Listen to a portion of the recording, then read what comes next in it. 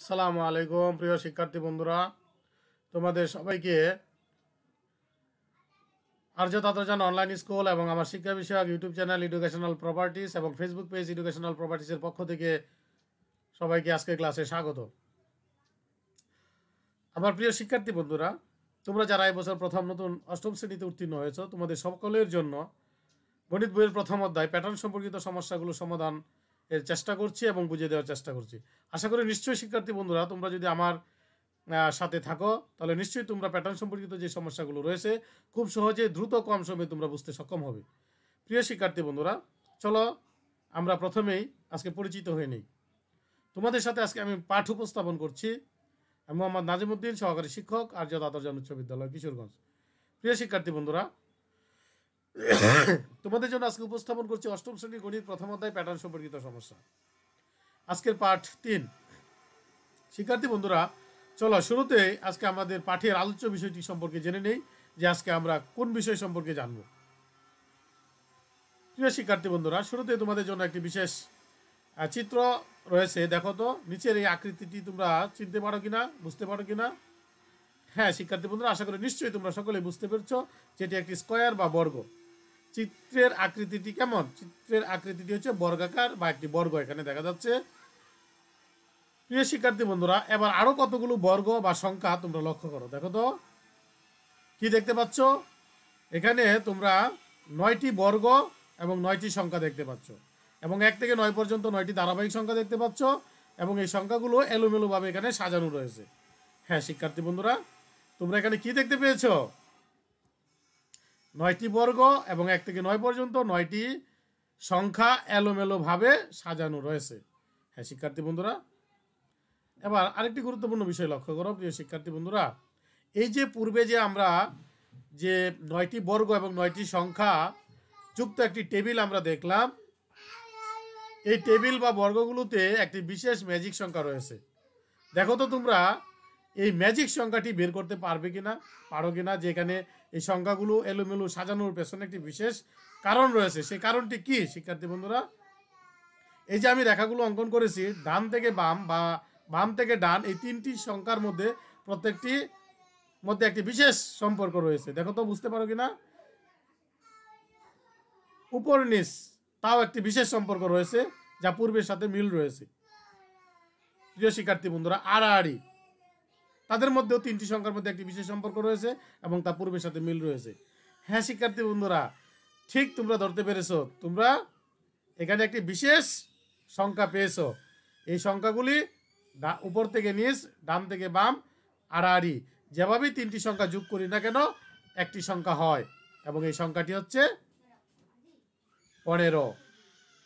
লক্ষ্য করো, 3 + 5 + 7 = 15, 8 + 5 + 2 15, 1 + 5 + 9 15। এভাবে সবগুলোতেই সব দিক দিয়েই 15 হচ্ছে। তাহলে এই 15 সংখ্যাটি হচ্ছে একটি বিশেষ ম্যাজিক সংখ্যা এবং এখানে বর্গগুলো হচ্ছে একটি বিশেষ নিয়মে পদ্ধতিতে রয়েছে। অর্থাৎ এখানে 9টি বর্গ, 9-এর বর্গমূল হচ্ছে 3, অর্থাৎ 3 সংখ্যার বর্গ সংখ্যা হচ্ছে 9। অর্থাৎ 3-এর একটি ম্যাজিক এখানে আমরা দেখতে পেলাম যে 3-এর বর্গ 9 এবং এখানে 9টি বর্গ 1 থেকে 9 পর্যন্ত ক্রমিক সংখ্যা প্রত্যেকটা একবার করে ব্যবহার হয়ে একটি বিশেষ এখানে সুন্দর একটি অবস্থা বিরাজমান যে উপর নিচ ডান বাম আড়াআড়ি যেভাবে যোগ করি সংখ্যাগুলো সবগুলোতে যোগফল 15 হয়। তাই এটি একটি বিশেষ ম্যাজিকের মতো। তাই এখানে এই পদ্ধতিটাকে বলা হচ্ছে যে ম্যাজিক বর্গ। বর্গগুলোর মধ্যে একটি বিশেষ মিল, উপর নিচে 3টি, ডান বামে 3টি, আড়াআড়ি 3টি, অর্থাৎ 3-এর বর্গ 3 স্কয়ার মানে 9টি বর্গ। ঠিক একইভাবে এই বর্গের যদি আমরা ক্রমিক নাম্বার বসাই তাহলে 1 থেকে 9 পর্যন্ত 9টি সংখ্যা হবে এবং এই সংখ্যাগুলো কোনো পূর্ণ ব্যবহার নেই। এই সংখ্যাগুলোর মধ্যে এমনভাবে সাজানো হয়েছে যে একটি ম্যাজিক সংখ্যা পাওয়া যায় এবং এখানে এই ম্যাজিক সংখ্যাটি পাওয়া গিয়েছে 15। তাই এই পদ্ধতির বর্গকে ম্যাজিক বর্গ এবং সংখ্যাটিকে ম্যাজিক সংখ্যা বলা হয়। প্রিয় শিক্ষার্থী বন্ধুরা, আশা করি নিশ্চয়ই তোমরা আজকের পাঠের বিষয় সম্পর্কে অবগত হয়ে গেছো, ইতিমধ্যে বুঝে গিয়েছো যে আজকে আমাদের পাঠের মূল বিষয় হচ্ছে ম্যাজিক বর্গ বা ম্যাজিক সংখ্যা সম্পর্কে আজকে আমরা জানবো বিস্তারিত। ম্যাজিক বর্গ গঠন এবং ম্যাজিক সংখ্যা। প্রিয় শিক্ষার্থী বন্ধুরা, চলো আজকের এই পাঠের শিকনফল সম্পর্কে জেনে নিই। যে আজকে আমাদের এই পাঠের শিক্ষণফল কি। এই পাঠ শেষে শিক্ষার্থী বন্ধুরা ম্যাজিক বর্গ কি বলতে পারবে, ম্যাজিক বর্গ কি বলতে পারবে, ম্যাজিক সংখ্যা বের করতে পারবে, যে কোনো বিজোড় সংখ্যার ম্যাজিক বর্গ গঠন করতে পারবে। প্রিয় শিক্ষার্থী বন্ধুরা, চলো শুরুতে আমরা আজ শিখবো বা জানবো যে কোনো বিজোড় সংখ্যার ম্যাজিক বর্গ বা ম্যাজিক সংখ্যা নির্ণয়ের পদ্ধতি। যে কোনো বিজোড় সংখ্যা যেমন 3, 5, 7, 9, 11, 13 যত বিজোড় সংখ্যা রয়েছে যে কোনো বিজোড় সংখ্যার ম্যাজিক বর্গ গঠন এবং ম্যাজিক সংখ্যা নির্ণয়ের পদ্ধতি সম্পর্কে জানবো। প্রিয় শিক্ষার্থী বন্ধুরা লক্ষ্য করো, যে কোনো বিজোড় সংখ্যার বর্গ হবে n স্কয়ার। যে কোনো বিজোড় সংখ্যার বা জোড় সংখ্যার সকল ক্ষেত্রেই বর্গ হচ্ছে মানে আমরা জানি n স্কয়ার। এখানে n স্বাভাবিক সংখ্যা 1, 2, 3, 4, 5, 6 হতে পারে যে কোনো সংখ্যা। বিজোড়ের ক্ষেত্রে শুধুমাত্র বিজোড় সংখ্যা হবে 1, 3, 5, 7, 9 ইত্যাদি। তাহলে n যদি স্বাভাবিক বিজোড় সংখ্যা হয় তাহলে n এর মান যদি 7 হয় তাহলে n স্কয়ার সমান 7 7 49। তাহলে 7 এর জন্য বর্গ হবে 49 সংখ্যক এবং তার মোট ক্রমিক নাম্বার হবে 1 থেকে 49 পর্যন্ত। ঠিক একইভাবে 11 এর জন্য বর্গ হবে 11 স্কয়ার, অর্থাৎ 11 গুণ 11 121টি বর্গ এবং তার ক্রমিক সংখ্যা হবে ধারাবাহিকভাবে 121 পর্যন্ত, 1 থেকে 121 পর্যন্ত। তাহলে প্রিয় শিক্ষার্থী বন্ধুরা বর্গ কতগুলো হবে একটি সংখ্যার জন্য সেটা আমরা বুঝে গেলাম যে n স্কয়ার সংখ্যক। n এর মান যদি স্বাভাবিক বিজোড় সংখ্যা হয় তাহলে তার বর্গ হবে মোট বর্গ সংখ্যা। এবং ম্যাজিক সংখ্যা, ম্যাজিক সংখ্যা অর্থাৎ এই যে উপর থেকে নিচ ডান থেকে বাম আড়াআড়ি যোগ করলে যে একটি সংখ্যা পাওয়া যায় এই সংখ্যাটাকে বলা হচ্ছে ম্যাজিক সংখ্যা। এবং এই ম্যাজিক সংখ্যা কিভাবে বুঝতে পারবো যে কোনো সংখ্যার ম্যাজিক বর্গ গঠন করতে হলে তার ম্যাজিক সংখ্যাটা কি হবে তা একটি পদ্ধতির সাহায্যে আমরা বের করতে পারি। আর সেই পদ্ধতিটি বা সেই নিয়মটিকে একটি সূত্রের সাহায্যে অবহিত করতে পারি। আর এই সূত্রটি হচ্ছে শিক্ষার্থী বন্ধুরা লক্ষ্য করো n into n square plus 1/2, n into n square plus 1/2। এখানে n হচ্ছে স্বাভাবিক বিজোড় সংখ্যা, স্বাভাবিক বিজোড় সংখ্যা। সুতরাং আমরা যদি 3 এর বর্গ বা 7 এর বর্গ বের করি, ম্যাজিক সংখ্যা বের করি, 7 এর বর্গের ম্যাজিক সংখ্যা বের করি তাহলে n এর বদলে আমরা 7 বসাবো। 7 ইন্টু 7 স্কয়ার প্লাস 1/2 সমান সমান 7 ইন্টু 7 7 49 যোগ 1 49 আর 1 50, 50 এর 2 তে ভাগ দিলে 25, 7 গুণ 25 সমান 175। অর্থাৎ 7 এর ম্যাজিক বর্গ গঠনের জন্য ম্যাজিক সংখ্যাটা হবে 175। আবার 11 এর ম্যাজিক সংখ্যা হবে, 11 এর বর্গ গঠন করতে ম্যাজিক সংখ্যা হবে 11 into 11 square plus 1, 11 into 121 plus 1, 11 into 122 ভাগ 2, 2 দিয়ে 122 এর যদি আমরা ভাগ করি তাহলে হবে 61। 11 ইন্টু 61 সমান 671। প্রিয় শিক্ষার্থী বন্ধুরা আশা করি তোমরা বিষয়টি বুঝতে পারছো যে যে কোনো ম্যাজিক বর্গ গঠন করতে হলে ম্যাজিক সংখ্যাটি প্রথমে বের করে নিতে হবে। ম্যাজিক সংখ্যা মানে হচ্ছে উপর থেকে নিচ বর্গের ডান বাম বা আড়াআড়ি যেভাবেই সংখ্যাগুলো যোগ করি না কেন সবগুলো সংখ্যায় যোগফল একটি নির্দিষ্ট সংখ্যা পাওয়া যাবে, এটি হচ্ছে ম্যাজিক সংখ্যা। আর তা বের করার সূত্র হচ্ছে n into n square plus 1/2। এখানে n হচ্ছে স্বাভাবিক বিজোড় সংখ্যা, n into n square plus 1/2। প্রিয় শিক্ষার্থী বন্ধুরা চলো এবার আমরা একটি ম্যাজিক বর্গ গঠন করি। আর আমি প্রথমে তোমাদের জন্য 9 এর জন্য একটি ম্যাজিক বর্গ গঠন করে দেখাচ্ছি। চলো 9 এর জন্য একটি ম্যাজিক বর্গ গঠন করি। তাহলে 9 এর জন্য বর্গ কতগুলো হবে? 9 এর জন্য বর্গ হবে 9 স্কয়ার, 9 9 81। 9 এর ম্যাজিক সংখ্যাটি কত? 9 এর বর্গের জন্য ম্যাজিক সংখ্যাটি কত তা বের করার জন্য আমরা এই পদ্ধতি প্রয়োগ করতে হবে, n into n square plus 1/2। এখানে n হচ্ছে 9, তাহলে 9 ইন্টু 9 স্কয়ার প্লাস 1, 9 9 81 যোগ 1 82, 2 দিয়ে 82 রে ভাগ করলে হবে 41। তাহলে 9 গুণ 41 সমান হচ্ছে 369, 369। তাহলে 9 এর ম্যাজিক বর্গ গঠন করতে হলে আমাদের যে ম্যাজিক সংখ্যাটি পাবো সেটি হচ্ছে 339। প্রিয় শিক্ষার্থী বন্ধুরা তাহলে প্রথমে আমরা বর্গ তৈরি করি। 9 এর জন্য 81টি বর্গ তৈরি করি। 9 এর ম্যাজিক বর্গ গঠন করতে 81টি বর্গ তৈরি করতে হবে। 9 9 81, 81টি বর্গ গঠন করতে হলে প্রথমে আমরা একটা বর্গ নিব, তার ভিতরে আমরা 8টি করে দাগ দিব। তাহলে আমরা ডান থেকে বাম 9টি, উপর থেকে নিচ 9টি, 9 9 81টি বর্গ পাবো। এই 81টি বর্গের 81টি সংখ্যা ধারাবাহিক ক্রমিক সংখ্যা হচ্ছে 81 পর্যন্ত, 1 থেকে 81 পর্যন্ত সংখ্যাগুলো এমনভাবে বসাতে হবে যেন উপর থেকে নিচ 369, ডান বাম সংখ্যাগুলো যোগ করলেও 369, আড়াআড়ি সংখ্যাগুলো গুণ করলেও সবগুলো সংখ্যায় 300, যোগফল 369 হয়। এমনভাবে সংখ্যাগুলো বসাতে হবে। এই কাজটি খুবই কঠিন এবং দুরূহ যদি আমরা নিয়ম না জানি। আর নিয়ম জানলে একদম পানির মতো সহজ, খুবই সহজ হয়ে যাবে প্রিয় শিক্ষার্থী বন্ধুরা। তাহলে চলো একটি নিয়ম শিখবো, যে কোনো বিজোড় সংখ্যার ম্যাজিক বর্গ গঠন করতে পারবো। একটি নিয়ম শিখবো, যে কোনো বেজোড় সংখ্যার, আমি আবারও বলছি, একটি নিয়ম শিখে যে কোনো বিজোড় সংখ্যার ম্যাজিক বর্গ গঠন করতে পারবো। নিয়মটি কি লক্ষ্য করো, যে আমরা সংখ্যাগুলো কিভাবে এখানে বসাতে হবে, তার নিয়মটাই হচ্ছে ম্যাজিক বর্গ গঠনের মূল নিয়ম। কিভাবে সংখ্যাগুলো বসাতে হবে, কতগুলো সংখ্যা 1 থেকে 81 পর্যন্ত 81টি সংখ্যা এখানে বসাবো একটি নিয়মের মাধ্যমে, তবে আমরা এই ম্যাজিক সংখ্যাটা পাবো 369। কিভাবে শুরু করব শিক্ষার্থী বন্ধুরা, এখানে মোট 9টি বর্গ সিরিয়াল, 9টি কলাম রয়েছে। কয়টি কলাম? 9টি। আমরা প্রথমে ডান দিকে 4টি অর্ধেক, ডান দিকে 4টি, বাম দিকে 4টি সমান সংখ্যক কলাম বাদ দিব। মধ্যখান থেকে শুরু করব। মধ্য কলামের ডান দিকে বাম দিকে সমান সংখ্যক কলাম বাদ দিয়ে মধ্য কলামের উপর থেকে শুরু করব। শিক্ষার্থী বন্ধুরা লক্ষ্য করো, মধ্য কলামের উপর থেকে শুরু করব। এদিক দিয়ে আমি 4টি কলাম বাদ দিয়েছি, এদিক দিয়ে 4টি কলাম বাদ দিয়েছি, দিয়ে মধ্য কলামের ঠিক উপর থেকে শুরু করেছি। এই উপরে প্রথম সংখ্যাটি আমি বসাবো 1। 1 থেকে শুরু করে 81 পর্যন্ত সংখ্যাগুলো বসাতে হবে একটি নিয়মের মাধ্যমে, তবে আমরা এই ম্যাজিক বর্গ গঠন করতে পারবো এবং ম্যাজিক সংখ্যা পেয়ে যাব। প্রথমে আমাদের বিজোড় সংখ্যার ম্যাজিক বর্গ গঠন করতে ডান এবং বাম সমান সংখ্যক কলাম বাদ দিয়ে মধ্য কলামের উপর থেকে শুরু করব। আমরা মধ্য কলামে ঠিক উপর থেকে শুরু করেছি প্রথম 1। তারপরে ঠিক তার উপর দিকে দেখো, লক্ষ্য করো শিক্ষার্থী বন্ধুরা, এখানে একটা তীর চিহ্ন দিব, তীর বা লাঙ্গল পদ্ধতি। এই যে একটি তীর চিহ্ন দিয়েছি, সবসময় আড়াআড়ি ভাবে উপরের দিকে, আড়াআড়ি ভাবে উপরের দিকে, ডান দিকে আড়াআড়ি ভাবে একটি তীর চিহ্ন দিব। এই তীর চিহ্নটিকে, এটাকে তীর পদ্ধতি বা লাঙ্গল পদ্ধতি বলা হয়। এই পদ্ধতি অবলম্বন করে আমরা সবগুলো সংখ্যা বসাবো। এই নিয়মটা যদি তোমরা বুঝতে পারো তাহলে খুব সহজেই যে কোনো বিজোড় সংখ্যার ম্যাজিক বর্গ তৈরি করতে পারবে। শিক্ষার্থী বন্ধুরা লক্ষ্য করো, তীর চিহ্নটি কি বুঝাইতেছে? এই তীর চিহ্নটি বলতেছে যে পাশের কলামে যান, পাশের কলামে যান। প্রিয় শিক্ষার্থী বন্ধুরা, এই তীর চিহ্নটি বলতেছে পাশের কলামে যান। পাশের কলাম থেকে আমরা যখন এই পাশের কলামে যাব, পাশের কলামে যাওয়ার সাথে সাথে আমরা সবসময় নিচ থেকে শুরু করতে হবে। পাশের কলামে যাওয়ার পর সবসময় পাশের কলামে তীর চিহ্ন যখন বলবে পাশের কলামে যান, পাশের কলামে যাওয়ার পর পরে আমরা নিচ থেকে শুরু করব। পাশের কলামে গিয়ে নিচে 2 দিলাম, একের পরে 2, তারপরে আবার তীর চিহ্ন, ঠিক ডান দিকে উপরের কোনায় আড়াআড়ি তীর চিহ্ন, 2-এর পরে 3, সবসময় আড়াআড়ি যেতে হবে। 3-এর পরে 4, 4-এর পরে 5, 4, 5। প্রিয় শিক্ষার্থী বন্ধুরা লক্ষ্য করো, এখন 5-এর পরে এখানে তীর চিহ্ন দিয়েছি। এই 5-এর যে তীর চিহ্ন, এটা বলতেছে উপরের কলামে যান, ঠিক পাশেই উপরের কলামে যান।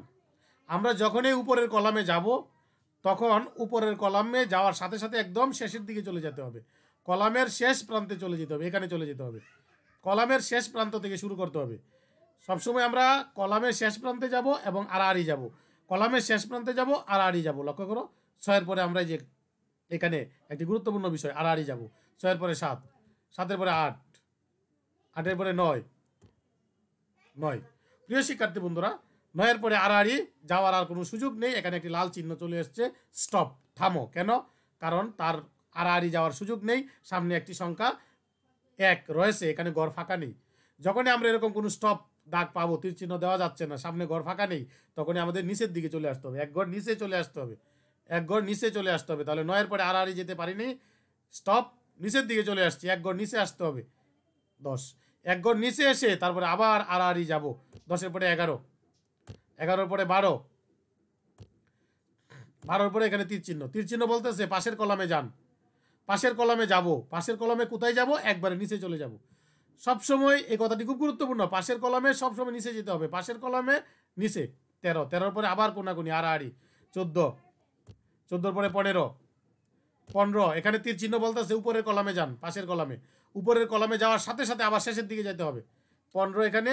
প্রিয় শিক্ষার্থী বন্ধুরা লক্ষ্য করো, এই যে এখানে 15, 15 পরে উপরের কলামে গিয়ে একদম শেষে চলে যেতে হবে। সবসময় শেষ থেকে শুরু করতে হবে, শেষ থেকে। তারপরে আড়াআড়ি 16, 17, 17 পরে 18, 18 পরে 19-এর জন্য সামনে কি আর তীর চিহ্ন নেই, স্টপ, সামনে যাওয়া যাবে না, আড়াআড়ি যাওয়া যাবে না। আড়াআড়ি না যেতে পারলে, সামনে যদি ফাঁকা জায়গা না থাকে তখন নিচে চলে আসতে হবে। 18 পরে 19, নিচে চলে আসছি, 18 পরে 19, 1 ঘর নিচে এসে তারপরে আবার আড়াআড়ি যেতে হবে। 19-এ পরে 20, 21, 22, 23, 23-এর পরে পাশের কলামে যান, পাশের কলামে একদম নিচ থেকে শুরু করতে হবে, একদম নিচ থেকে শুরু করলাম, 23-এর পরে 24, তারপরে আবার আড়াআড়ি 25, 25 বলতেছে পাশের কলামে যান, উপরের কলাম, উপরের কলামের শেষ থেকে শুরু করতে হবে, 25-এর পরে 26, আবার আড়াআড়ি 27, 27-এর পরে 28, কোনাকুনি যেতে পারছি না আর, স্টপ, তাই নিচের দিকে চলে আসতে হবে, 28, 28-এর পরে আবার আড়াআড়ি 29, প্রিয় শিক্ষার্থী বন্ধু লক্ষ্য করো 30, এভাবে আড়াআড়ি একদম শেষ পর্যন্ত চলে যাবে, 31, 32, 33, 34, 34 বলতেছে পাশের কলামে যান, পাশের কলামে যাওয়া মানে নিচের দিকে চলে আসতে হবে, তাহলে 35 একদম নিচে, 35-এর এখানে বলতেছে উপরের কলামে যান, উপরের কলাম মানে শেষে, উপরের কলামে শেষে চলে যেতে হবে, সবসময় শেষে এবং নিচ থেকে শুরু করতে হবে, 36, 36-এর পরে আবার কোনাকুনি যাওয়া যাচ্ছে না, স্টপ, রেড চিহ্ন, তীর চিহ্ন পড়তেছে না, তাই নিচের দিকে যেতে হবে, 36-এর পরে 37 হচ্ছে, আড়াআড়ি যেতে পারিনি তাই নিচের দিকে চলে আসতে হবে, 37, 38, আড়াআড়ি যেতে, আড়াআড়ি 38, 39, 40, 41, 42, 43, আড়াআড়ি 44, 45। প্রিয় শিক্ষার্থী বন্ধুরা লক্ষ্য করো, যখনই এখানে তীর চিহ্নটা পড়বে একবারে কর্নার মধ্যে, তখন সেটা আর যাওয়া যাবে না, এখানে স্টপ, তখন নিচের দিকে চলে আসতে হবে, যখনই আড়াআড়ি যাওয়া যাবে না, স্টপ, তখনই নিচের দিকে চলে আসতে হবে, 45, 46, 46 বলতেছে আবার উপরের কলামে যান, উপরের কলামে একদম শেষের দিক থেকে শুরু করব, 47, 47 বলতেছে পাশের কলাম, পাশের কলাম মানে নিচে চলে আসতে হবে, পাশে এবং উপরে গেলেই শেষ থেকে শুরু করতে হবে, 48, 49, 50, 51, 52, 53, 54, 54, 55টা নিচে চলে আসছে, কারণ তীর চিহ্ন আর এখানে পড়েনি, উপরের দিকে কোনাকুনি যেতে পারিনি, 55, আবার আড়াআড়ি 56, উপরে কলামে শেষ থেকে শুরু করতে হবে, উপরে কলামে শেষ, 57, 58, আবার পাশের কলাম মানে নিচ থেকে শুরু করতে হবে, 59, 60, 61, 62, 63, 63, 64 আবার নিচের দিকে চলে আসতে হবে, 64, আবার পাশে 65, 66, আবার উপরের কলাম, উপরে মানে শেষ, উপরের কলামে শেষ থেকে শুরু করতে হবে, 67, 68, 69, আবার পাশের কলাম শেষ থেকে শুরু করতে হবে, পাশের কলামের একদম নিচ থেকে শুরু, 70, 71, 72, আবার আড়াআড়ি যাওয়া যাচ্ছে না, সামনে সংখ্যা আছে তাই নিচের দিকে চলে আসতে হবে, 72, 73, 74, 75, 76, 76-এর পরে উপরের কলাম একদম শেষের দিকে শুরু, 37, 38, 79, 77, 78, 79, 80। প্রিয় শিক্ষার্থী বন্ধুরা আবার বলতেছে 80 বলতেছে পাশের কলাম, পাশের কলামে একদম নিচে একটা ঘর ফাঁকা আছে, এখানে এসে শেষ 81। তাহলে আমি 1 থেকে 81 পর্যন্ত সংখ্যাগুলো একটি নির্দিষ্ট নিয়মে এখানে ব্যবহার করেছি। প্রিয় শিক্ষার্থী বন্ধুরা লক্ষ্য করো, তোমার এই ম্যাজিক বর্গ গঠন সঠিক হয়েছে কিনা, নাম্বার বসানো সঠিক হয়েছে কিনা তা প্রমাণের জন্য এই বিষয়টি তোমাদের মাথায় রাখতে হবে, যে কলাম থেকে শুরু হবে সংখ্যা ঠিক সেই কলামে শেষ হবে। এখানে লক্ষ্য করো, এখানে 1 থেকে শুরু হয়েছিল যে কলাম 81, সর্বশেষ সংখ্যা সেই কলামের শেষে শেষ হয়েছে। যেখান থেকে শুরু সেই কলামের শেষে এসে যখন সংখ্যা শেষ হবে তখন বুঝতে হবে তোমার এই সংখ্যা বসানোটা সঠিক হয়েছে এবং এই ম্যাজিক বর্গটি গঠন সঠিক হয়েছে এবং এটা পরিপূর্ণ হয়েছে। প্রমাণ, এসো প্রমাণ দেখি। ডান থেকে বাম যে সংখ্যাগুলো রয়েছে 45, 34, 23, 12, 1, 80, 69, 58 এবং 47, এই সংখ্যাগুলো যোগ করলে 369। আবার উপর থেকে নিচ দেখো, লক্ষ্য করো মধ্য কলাম 1, 11, 21, 31, 41, 51, 61, 71, 81 সবগুলো সংখ্যা যোগ করলেও 369। আবার আড়াআড়ি যে 37 থেকে 45, 37, 38, 39, 40, 41, 42, লক্ষ্য করো 43, 44, 45 এই সবগুলো সংখ্যা আড়াআড়ি যোগ করলেও একই সংখ্যা পেলাম 369। এটাকেই বলে ম্যাজিক বর্গ এবং এটি সংখ্যাটি হচ্ছে ম্যাজিক সংখ্যা। প্রিয় শিক্ষার্থী বন্ধুরা আশা করি তোমরা নিশ্চয়ই বিষয়টি বুঝতে পেরেছো। প্রিয় শিক্ষার্থী বন্ধুরা এবার তোমাদের জন্য কাজ, নিজেরা করো, প্র্যাকটিস করো, অনুশীলন করো। 7-এর জন্য কয়টি বর্গ হবে, 7-এর জন্য 7-এর ম্যাজিক বর্গ গঠন করতে কয়টি বর্গ হবে এবং এর ম্যাজিক সংখ্যাটি কি হবে, 7-এর জন্য ম্যাজিক সংখ্যা কি হবে বের করো এবং সবশেষ 7-এর ম্যাজিক বর্গ গঠন করো। সবশেষে 7-এর জন্য একটি ম্যাজিক বর্গ গঠন করো। প্রিয় শিক্ষার্থী বন্ধুরা তোমরা এই 7-এর ম্যাজিক বর্গ গঠন করে পরবর্তীতে এই আমার সাথে 7-এর ম্যাজিক বর্গ গঠনটি মিলিয়ে তোমরা দেখে নেবে। আমি তোমাদের জন্য এখানে একটি সমাধান দেখিয়ে দিয়েছি, তোমরা প্রথমে করবে, চেষ্টা করবে, তারপর আমার সাথে মিলিয়ে নিবে। 7-এর বর্গ সংখ্যা হবে 7 7 49টি এবং সংখ্যা হবে 49 পর্যন্ত, এবং তার ম্যাজিক সংখ্যা হবে n × n² + 1/2 এই সূত্র অনুসারে 175, এবং মোট সংখ্যা হবে 101 থেকে 49 পর্যন্ত, এবং মোট ঘর হবে বর্গ হবে 49টি, এবং সেখানকার সজ্জা বিন্যাসটি হবে তীর চিহ্ন বা এই লাঙ্গল পদ্ধতি দিয়ে। আমি পূর্বে যেভাবে তোমাদেরকে বুঝিয়েছি তোমরা ঠিক সেভাবে এখানে সংখ্যাগুলো বসাবে, তাহলে তোমাদের এই 7-এর জন্য ম্যাজিক বর্গটি হয়ে যাবে। প্রিয় শিক্ষার্থী বন্ধুরা, 7-এর ম্যাজিক বর্গ গঠন করে তারপরে তোমরা আমার এটার সাথে মিলিয়ে নিবে। প্রিয় শিক্ষার্থী বন্ধুরা, আশা করি তোমরা খুব ভালোভাবে বিষয়টি বুঝতে পেরেছো। কতটুকু বুঝতে পেরেছো এবার তোমাদের জন্য ক্লাস যাচাই। এসো প্রথম প্রশ্নটি দেখে নেই। 11-এর বর্গ সংখ্যা কত? অর্থাৎ 11-এর ম্যাজিক বর্গ গঠন করতে বর্গ সংখ্যা কয়টি হবে বলো তো শিক্ষার্থী বন্ধুরা, কিভাবে বের করবো? n², অর্থাৎ এখানে 11², 11² হলে কত হবে? উত্তর ক 111, খ 121, গ 221, ঘ 321। বলো তো শিক্ষার্থী বন্ধুরা। হ্যাঁ, নিশ্চয়ই তোমরা বের করতে পেরেছো এবং বুঝতে পেরেছো যে 11-এর বর্গ সংখ্যা হবে, উত্তর হবে খ 121। প্রিয় শিক্ষার্থী বন্ধুরা, দ্বিতীয় প্রশ্ন, প্রশ্ন নাম্বার 2, 9-এর বর্গের জন্য ম্যাজিক সংখ্যা কত হবে? 9-এর বর্গের জন্য ম্যাজিক সংখ্যা কত হবে? কোনো একটি ম্যাজিক বর্গ গঠন করতে ম্যাজিক সংখ্যা জানতে হবে। ম্যাজিক সংখ্যা জানতে হলে আমাদের একটি নিয়ম জানতে হবে, সূত্র জানতে হবে। এই পদ্ধতিতে তোমরা মান বসিয়ে খুব সহজে কোনো বর্গের ম্যাজিক বর্গ গঠন করতে ম্যাজিক সংখ্যা বের করতে পারবে। তাহলে প্রশ্নটি হচ্ছে 9-এর বর্গের জন্য ম্যাজিক সংখ্যা কত হবে? উত্তর ক 369, খ 469, গ 569, ঘ 669। প্রিয় শিক্ষার্থী বন্ধুরা, নিশ্চয়ই তোমরা এই পদ্ধতির সাহায্যে, ম্যাজিক সংখ্যা বের করার পদ্ধতির সাহায্যে খুব সহজে দ্রুত বের করতে পেরেছো যে উত্তরটি হবে ক 369। প্রিয় শিক্ষার্থী বন্ধুরা, প্রশ্ন নাম্বার 3, সকল বিজোড় সংখ্যার ম্যাজিক বর্গ কিভাবে গঠন করা যায়? যে কোনো বিজোড় সংখ্যার ম্যাজিক বর্গ কিভাবে গঠন করা যায়? লক্ষ্য করো, উত্তর ক ভিন্ন ভিন্ন উপায়ে করা যায়, দুটি ভিন্ন পদ্ধতিতে করা যায়, একটি নির্দিষ্ট একই পদ্ধতিতে করা যায়, নাকি একই পদ্ধতিতে করা যায় না। শিক্ষার্থী বন্ধুরা, তোমরা ইতিমধ্যে বুঝে গিয়েছো যে কোনো বিজোড় স্বাভাবিক সংখ্যার ম্যাজিক বর্গ একটি নির্দিষ্ট নিয়মে একটি পদ্ধতিতেই করা যায়। তাই উত্তরটি হবে, সঠিক উত্তরটি হবে গ একই পদ্ধতিতে, একটি নির্দিষ্ট পদ্ধতিতে করা যায় যে কোনো বিজোড় সংখ্যার। প্রশ্ন নাম্বার 4, ম্যাজিক সংখ্যা নির্ণয়ের সূত্র কোনটি? ম্যাজিক সংখ্যা নির্ণয়ের জন্য একটি বিশেষ পদ্ধতি বা সূত্র রয়েছে, এটি তোমরা ইতিমধ্যে জেনে গিয়েছো। দেখো, ক খ গ ঘ। বলো তো শিক্ষার্থী বন্ধুরা, কোনটি আসল বা সঠিক সূত্র? কোন পদ্ধতিতে আমরা এই ম্যাজিক সংখ্যা বের করতে পারি? হ্যাঁ শিক্ষার্থী বন্ধুরা, তোমরা ঠিক ধরতে পেরেছো। এর সঠিক উত্তর হবে ক n × n² + 1/2। n × n² + 1/2 এই নিয়মের মাধ্যমে আমরা খুব সহজে ম্যাজিক সংখ্যা নির্ণয় করতে পারি। প্রশ্ন নম্বর 5, ম্যাজিক বর্গ গঠনে কোন পদ্ধতিতে সংখ্যা বসাতে হয়? ক্রমিক সংখ্যাগুলো কোন পদ্ধতিতে বসাতে হয়? ম্যাজিক বর্গ গঠনে কোন পদ্ধতিতে সংখ্যা বসাতে হয় তোমরা ইতিমধ্যে জেনে গিয়েছো। প্রিয় শিক্ষার্থী বন্ধুরা, বলো তো, ক উপর থেকে নিচ এই পদ্ধতি, খ নিচ থেকে উপর এই পদ্ধতি, গ ডান থেকে বাম এই পদ্ধতি, নাকি ঘ আড়াআড়ি পদ্ধতি। আশা করি শিক্ষার্থী বন্ধুরা তোমরা খুব সহজে এই বিষয়টি বুঝে গিয়েছো যে ম্যাজিক বর্গ গঠন করতে কোন পদ্ধতিতে সংখ্যা বসাতে হয়। এটার উত্তর হবে ঘ আড়াআড়ি পদ্ধতি, ঘ আড়াআড়ি পদ্ধতি। প্রিয় শিক্ষার্থী বন্ধুরা, আজকে ক্লাসের একেবারে শেষ পর্যায়ে চলে এসেছি। তোমাদের জন্য এবার একটি বিশেষ বাড়ির কাজ। এই বাড়ির কাজটি হচ্ছে, তোমরা এখানে বর্গ দেখতে পাচ্ছ কতগুলো।